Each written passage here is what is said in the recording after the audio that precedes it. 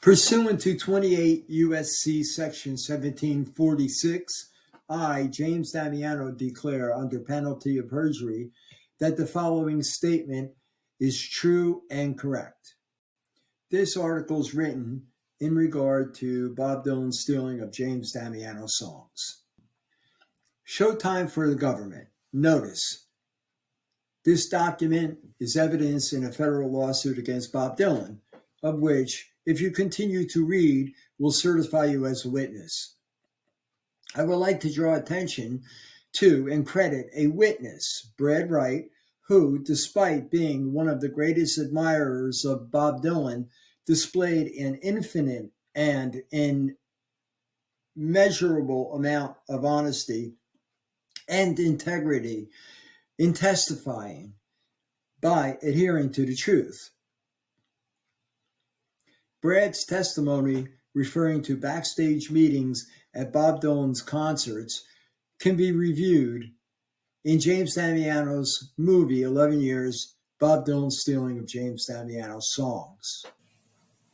For over 28 years, the United States Federal District Court of New Jersey tried as hard as they could to make me, James Damiano, respond belligerently to their fraud upon the court in James Damiano versus Bob Dylan for copyright infringement.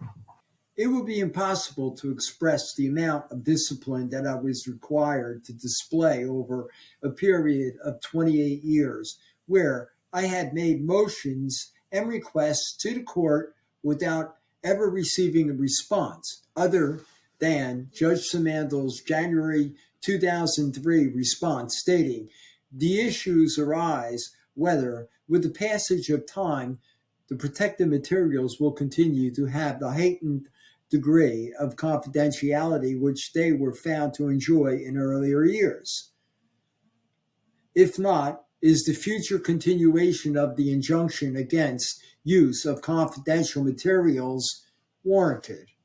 All of this was in light of the fact that this was pertaining to after-the-fact litigation in regard to a First Amendment issue, and also that Judge Simandl's final opinion does not at all reflect the issues of fact that were entered upon the record of the court. One doesn't have to take my word for it. All they would have to review are the depositions and the rest of the facts of the case, and compare them to Judge Simandl's final opinion. It is substantiated through the record of the court that the court's ruling of Dylan's contempt motions to hold James Damiano in contempt were all nefarious and fraudulent. These issues of facts were entered upon the record of the court. It was upsetting that the court was, by all legal definitions, being partial to Dylan, which would legally warrant a fraud upon the court. Legal partiality is constituted when a person making a judicial decision gives more weight or credibility to one side than it deserves. This is established when a judge, arbitrator, or juror has a predisposition in favor of one party or class of people. An example would be a prosecutor showing the jury a video of a man named John robbing a bank, and then in the next sentence asking the jury to convict a totally different man named Lewis of the robbery. The court assured Dylan's concocted innocence to the public by hiding the evidence.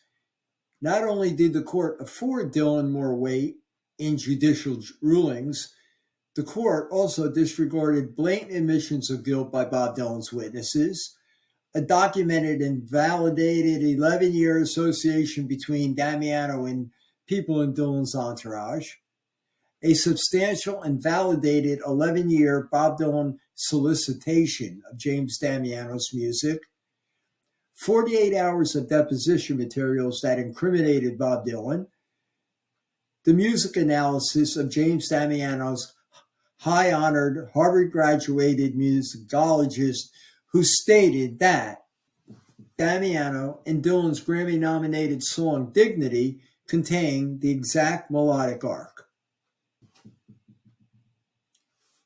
Judge Damiano also subjectively dismissed the lawsuit in summary judgment without the case ever being presented to a jury, without a Bob Dylan deposition ever occurring, and without an affidavit of denial ever being presented by Bob Dylan.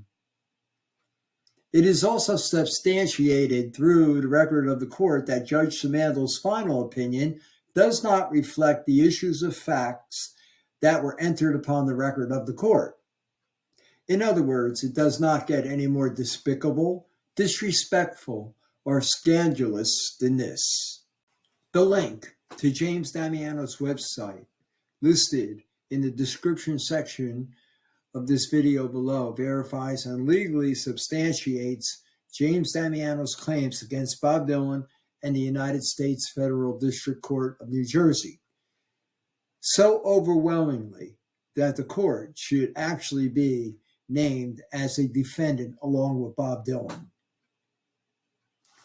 The court has purposely defamed James Damiano to the world by holding James in contempt for posting deposition materials on the internet that verifiably expose, implicated, and incriminated Bob Dylan. After the court executed all of this fraud upon the court, the court, documented their nefarious and fraudulent involvement to the record of the court. What was the public supposed to believe after reading that James Damiano was held in contempt for violating Judge Joel B. Rosen's gag order against James Damiano in Bob Dylan's stealing of James Damiano's songs?